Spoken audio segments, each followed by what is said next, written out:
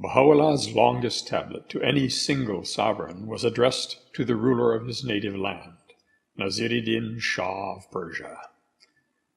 In it, Baha'u'llah assured the Shah of his loyalty, offered his aid, and appealed for a fair inquiry into his claim.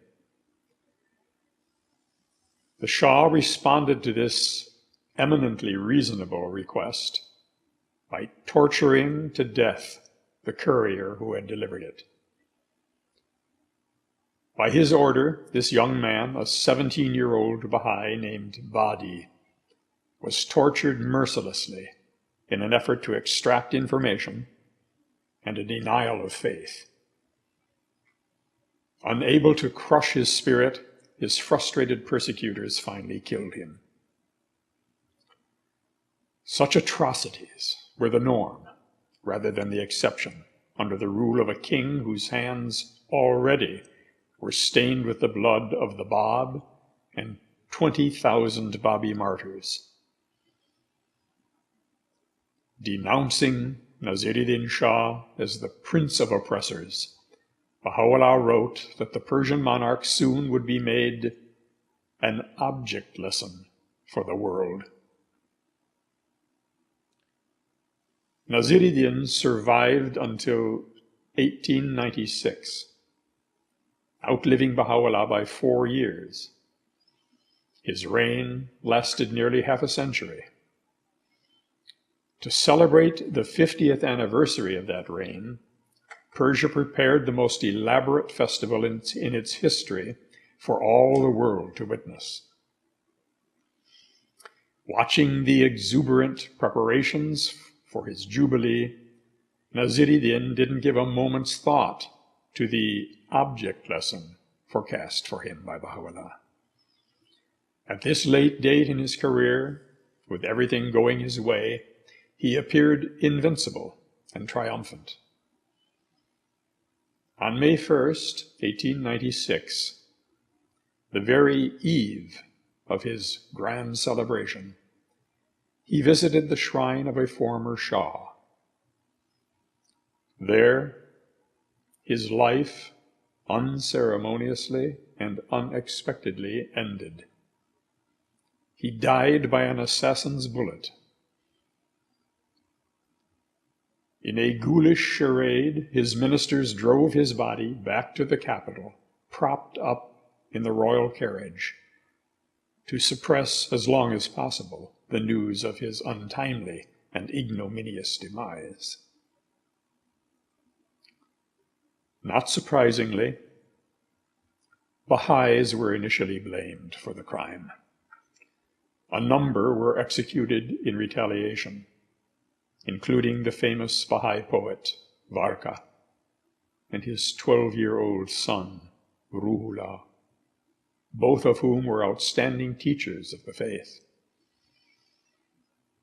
The accusation was dropped, however, after the assassin turned out to be Mirza Riza, a pan-Islamic terrorist and a follower of Syed Jamaluddin Afghani, a well-known enemy of the Baha'i cause.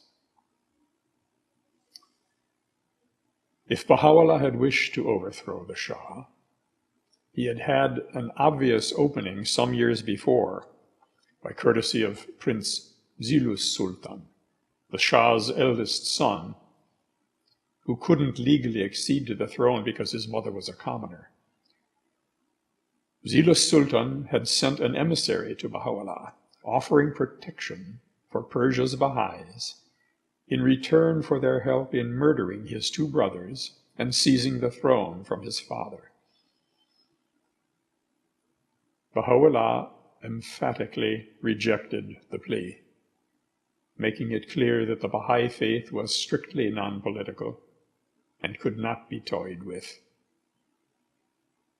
As the governor of the provinces constituting almost half of Persia, Zilus Sultan responded by unleashing yet another bloody campaign of terror against the Baha'is.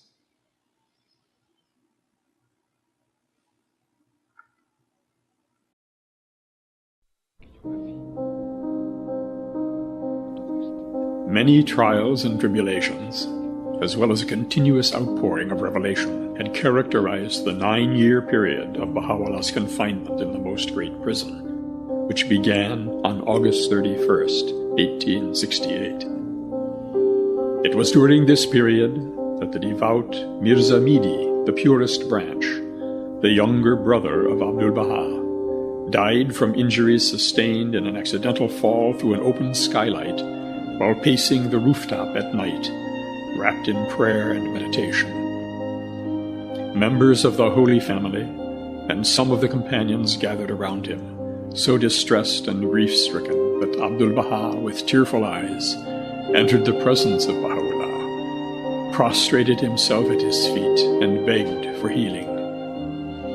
Baha'u'llah, who on other occasions had demonstrated miraculous healing powers, which apparently Abdul Baha had witnessed, is reported to have said, "O my greatest branch, leave him in the hands of God." He then proceeded to the bedside of his injured son, dismissed everyone from his presence, and stayed beside him for some time. Baha'u'llah asked his dying son whether he wished to live. He assured him that if this was his wish, God would enable him to recover. But the purest branch begged Baha'u'llah to accept his life as a sacrifice to open the gates of the prison for the many believers who were longing to attain the presence of their Lord. Baha'u'llah accepted his sacrifice, and on June 23, 1870, 22 hours after his fall, Mirza Midi, the purest branch, ascended from this earthly realm.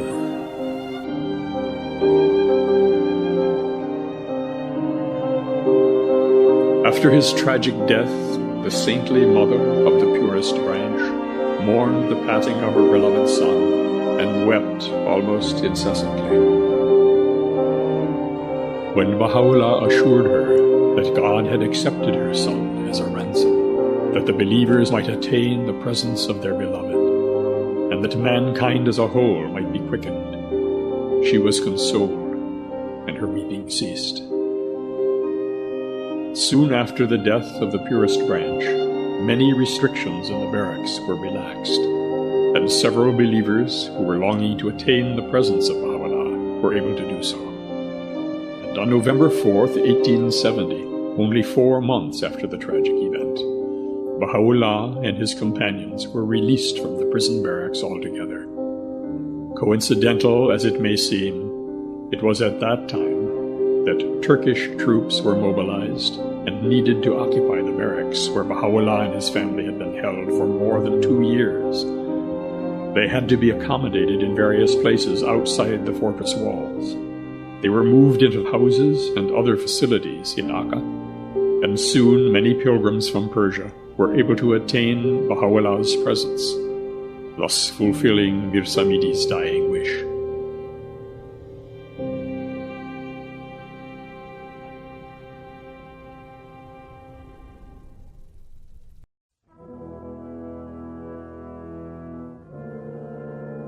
The Kitab-i-Aqdas was revealed in a brief period of a few days soon after Baha'u'llah's transfer to the house of Udi Kamar. It is regarded as the brightest emanation of the mind of Baha'u'llah, as the motherhood of his dispensation, and the charter of his new world order, and is believed to be the principal repository of the law which the prophet Isaiah had anticipated, and which the writer of the Apocalypse had described as the new heaven and the new earth, as the tabernacle of God, the new Jerusalem. For Baha'is it is the most holy book, whose provisions must remain inviolate for no less than 1,000 years, and whose system will embrace the entire planet. Baha'u'llah himself refers to it as the mightiest stronghold, and as the highest means for the maintenance of order in the world and the security of its peoples. In addition to the laws and ordinances that constitute the major theme of this book, the Kitab-i-Aqdas calls upon the rulers of the world collectively to acknowledge their sovereign. O kings of the earth, he who is the sovereign Lord of all is come. He who is the King of kings hath appeared, arrayed in his most wondrous glory, and is summoning you unto himself, the help in peril, the self-subsisting. Take heed, lest pride deter you from recognizing the source of revelation, lest the things of this world shut you out as by a veil from him who is the creator of heaven. Arise, and serve him who is the desire of all nations, who hath created you through a word from him, and ordained you to be for all time the emblems of his sovereignty. By the righteousness of God, it is not our wish to lay hands on your kingdoms. Our mission is to seize and possess the hearts of men. How great the blessedness that awaiteth the king who will arise to aid my cause in my kingdom, who will detach himself from all else but me. Such a king is numbered with the companions of the crimson ark, the ark which God hath prepared for the people of Baha.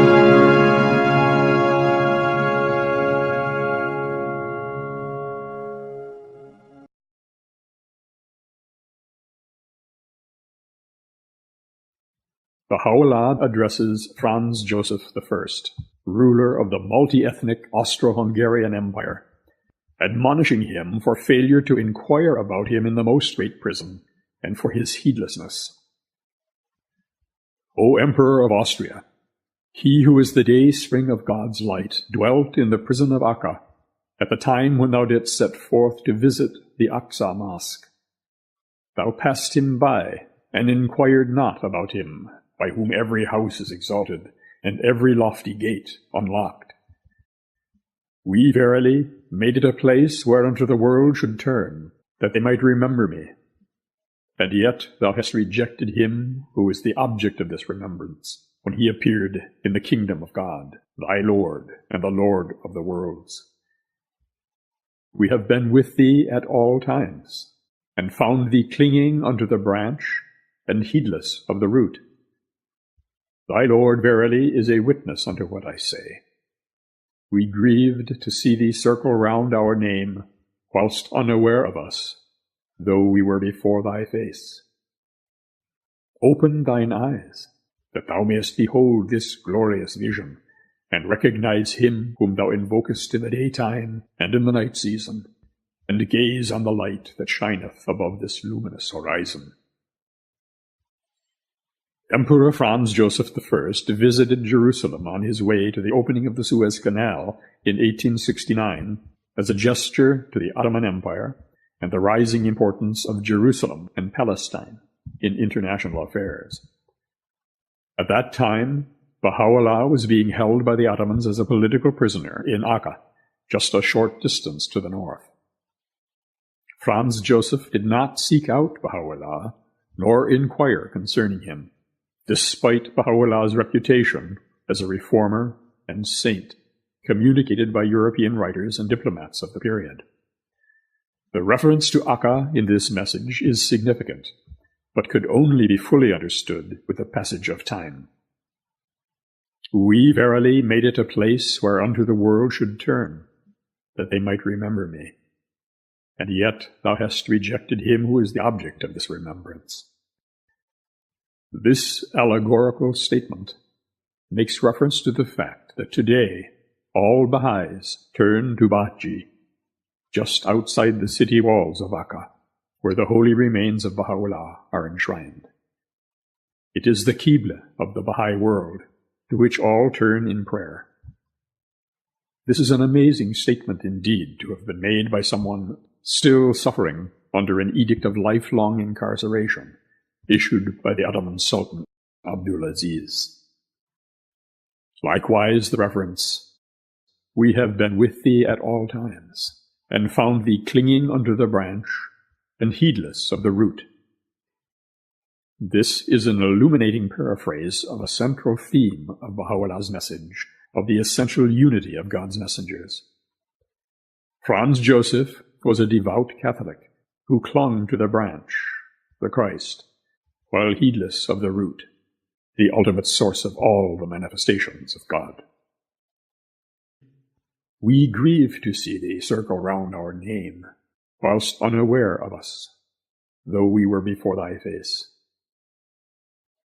This is a reference to the emperor's attachment to names and the ceremonial remembrance of things past, namely the shrines of two religions he no doubt visited while in Jerusalem, while remaining oblivious of the spiritual essence behind the names. That same spirit which was now manifest in a new name, Baha'u'llah, whose face the emperor might have seen had he simply looked. And finally, Baha'u'llah entreats the emperor, "Open thine eyes, that thou mayest behold this glorious vision, and recognize him whom thou invokest in the daytime and in the night season, and gaze on the light that shineth above this luminous horizon." Baha'u'llah, a prisoner, could not visit Europe, but the Emperor of Austria came to the Holy Land and passed under his shadow. They were not destined to meet. Baha'u'llah's words to Franz Joseph were to remain unheeded until history could look back at their fulfillment. By the time Franz Joseph stepped onto the throne, Austria's position as a European great power was already in serious decline. Austria had lost major wars with France in 1848 and Prussia in 1866. Austria's betrayal of Russia in the Crimean War seriously damaged Austro-Russian relations. The unification of Italy provided a new threat to the empire. In the decade that followed, Austria lost nearly all of its Italian possessions, including Lombardy and Venetia. German unification in 1871 made Austria the lesser of the two German powers. Austria was weakened by these reverses. Franz Joseph had little choice but to negotiate with Hungary on its demands for autonomy.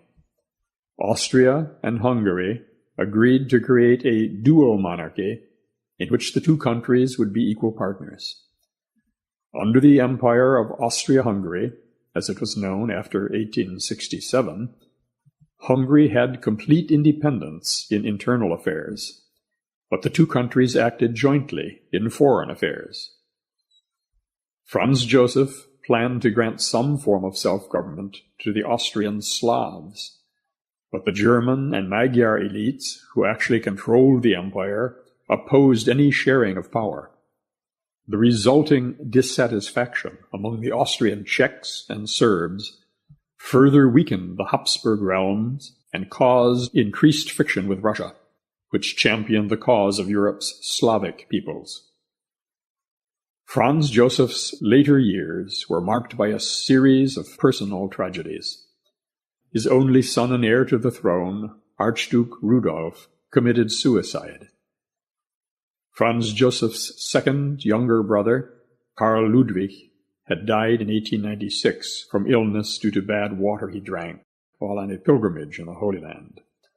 And in 1897, his wife, Queen Elizabeth, was assassinated by an Italian anarchist in Geneva.